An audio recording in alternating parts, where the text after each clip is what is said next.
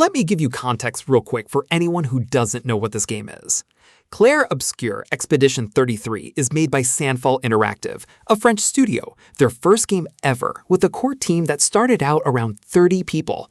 The game dropped in April 2025, and it sold 3.3 million copies in 33 days. That's not indie numbers, that's not pretty good for what it is numbers. That's competing with AAA Titans numbers, and it did this while releasing the same week as the Oblivion remaster. The premise? You live in a world called Lumiere, this crumbling, dreamlike version of Belle Epoque Paris. Every year, a being called the Paintress wakes up, paints a number on a monolith, and everyone who is that age or older gets erased. Gone. Just wiped from existence. They call it the Gommage. And every year, a group of people set out on an expedition to try and stop her. Every single one of those expeditions has failed. You are Expedition 33, and you already know what that probably means. Here's the thing. We've been drowning in RPGs for the last decade. Open world ones, live service ones with 400 hours of content that feel like a second job. And somewhere in that chaos, something got lost. Most big RPGs now are built around systems, skill trees, crafting loops, map markers, reputation meters. You spend more time managing menus than you spend actually caring about anything happening on screen. The world is huge. The story is buried under 200 side quests. Your character says the same 3 lines with slightly different inflection depending on which dialogue option you picked. And the studios making these games, they're not bad people. But when you have 500 developers on a project and a $400 million budget, every decision goes through 10 different committees. The edges get sanded off, the weird stuff gets cut, the emotionally risky moments get softened because marketing is scared. That's not a bug. That's what happens at that scale. Clair Obscur's director actually said something interesting about this. He said a bigger AAA budget might have made it worse, because the thing that made this game work was keeping it tight, not padding the runtime, not filling it with fluff. Every hour in this game means something. Okay, here's where I need you to actually listen, because this is the core of everything. On the surface, Clair Obscur looks like another Go Stop the Big Evil fantasy RPG, and that's how it plays for a while. But then, the game starts pulling back the curtain. The Paintress, the villain you spend the entire game trying to reach, isn't evil. She's not a god. She's a grieving mother. Her son, Verso, who is actually one of your party members, by the way, which is already a lot to process, he was a painter, someone who could literally paint entire worlds into existence. He died. Tragic accident. And his mother couldn't handle it. So she entered his world, the world he painted, and she remade it. She made herself its god, just so she never have to accept that he was gone. The Gommage, the yearly erasure, that's just unchecked grief turned into a weapon. Every person who dies in this world dies because a mother refused to let go of her child. And once you understand that, the whole game reframes. You're not fighting a monster. You're fighting what grief does to someone when it has no limit and infinite power. Every character in your party is carrying something similar. Gustave loses someone close in the first hour. Maëlle is a 16-year-old who watched her father figure die right in front of her at the end of Act 1, which, by the way, the game does not ease you into, it just does. And then the next 2 acts are about watching a teenager try to figure out who she is when the person who defined her safety is just gone. Lune hardens. Ciel clings to connection. Verso runs from everything. Each character grieves differently, and the game shows you all of it, not as cutscenes you sit through, but as things that change how they talk to each other, how they fight, what they're willing to do. I've seen people say this game helped them process actual real-life loss, not because it's therapeutic in a cheesy way, but because it gets it right. Grief isn't one thing. It's not a stage you move through and finish. This game understands that.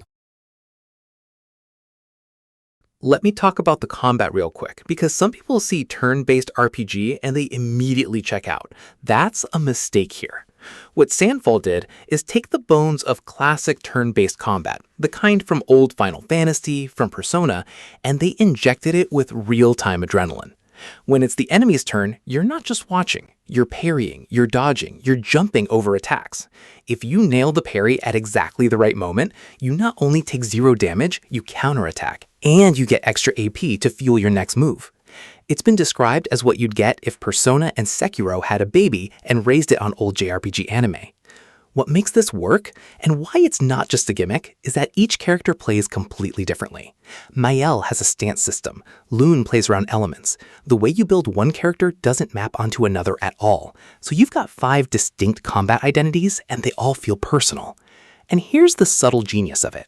Because combat is active, you're always present. You never go autopilot. The game never lets you zone out and just grind, which means when a story moment hits mid-battle, you're already emotionally engaged. The game earns its gut punches because you're never half checked out. I need to give you the behind-the-scenes thing because it changes how you see the finished product. Guillaume Broche, the creative director, was sitting at home working on The Division 2 for Ubisoft. Massive company, massive budget, and he had this idea. He started building it on the side, slowly gathered a small group of people who believed in it, and in 2020, he left Ubisoft and founded Sandfall Interactive. They had almost nothing. They built a vertical slice, basically a proof of concept, that was good enough to get investment from Kepler Interactive, and then they just made the game. The devs have said that they probably did twice the work a more experienced studio would have done because they were figuring everything out for the first time. There was no playbook, no formula to copy, just a team of people who cared deeply about JRPGs and wanted to make one that felt like the ones that meant something to them when they were young. Hideo Kojima went on record saying this team is his ideal size, that the game proved what a focused, passionate small team can do when they're not being pulled in 1,000 directions by corporate priorities. And that shows. You can feel it when you play. Every corner of this world has something in it. Every piece of dialogue sounds like it was written by someone who actually thought about what this character would say in this moment, not what the story needed them to say. Here's the bigger picture take. There's been a lot of doom and gloom about the games industry lately. Layoffs everywhere, studios closing, $70 games with $30 of day one DLC. Live service games that are designed to keep you subscribed, rather than to give you an experience. And then this game dropped, made by a French studio that nobody had heard of. First game ever, and it dominated conversation for months. Got a live-action film deal announced, Hideo Kojima's out here talking about it, NPR ran a segment on it. What Clair Obscur proved is that players aren't tired of games. They're tired of games that don't respect their time or their emotions. They still want the thing, they just want it to mean something.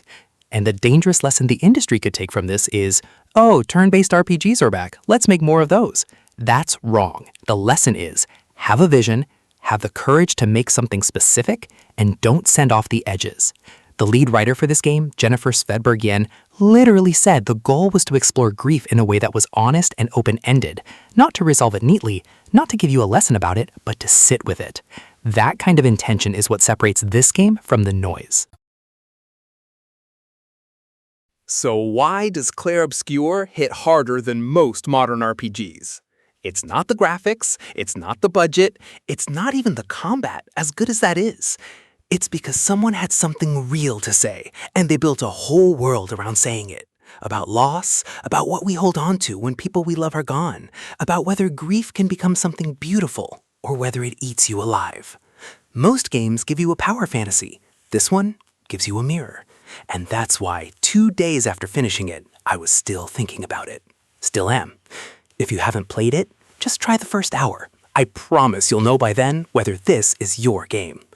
All right, that's it for today. If this hit, drop a comment. Tell me what you thought of Expedition 33. See you next one.